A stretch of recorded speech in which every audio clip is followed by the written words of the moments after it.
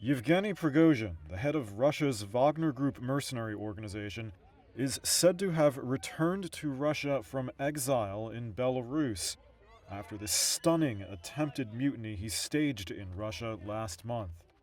And it's still not clear what ultimate fate awaits him or his mercenaries.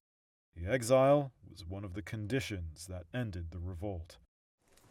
President Alexander Lukashenko announced Thursday that Prigozhin had left Belarus and was in St. Petersburg or Moscow.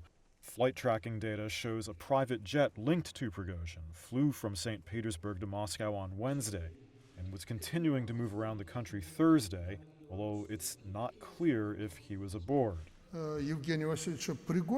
Lukashenko says Prigozhin is a free man and added that Russia's President Vladimir Putin, quote, won't wipe him out. The Kremlin says they aren't following his movements, but confirmed that his exile was part of the deal.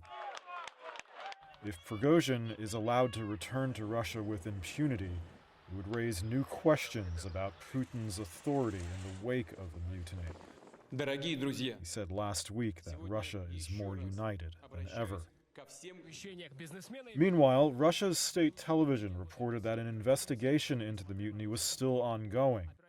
It launched a fierce attack on Prigozhin Thursday, with a report looking at his luxurious residence, showing an arms cache, personal helicopter, cash, and other items. The host of the show, a lawmaker, called him a traitor. The status of his mercenaries is also unknown. Lukashenko says the question of Wagner units relocating to Belarus hasn't been resolved and would depend on decisions by Moscow and the mercenaries. Lukashenko had offered to station some Wagner fighters in his country after the mutiny, which has alarmed NATO. It's an offer, Lukashenko says, that still stands.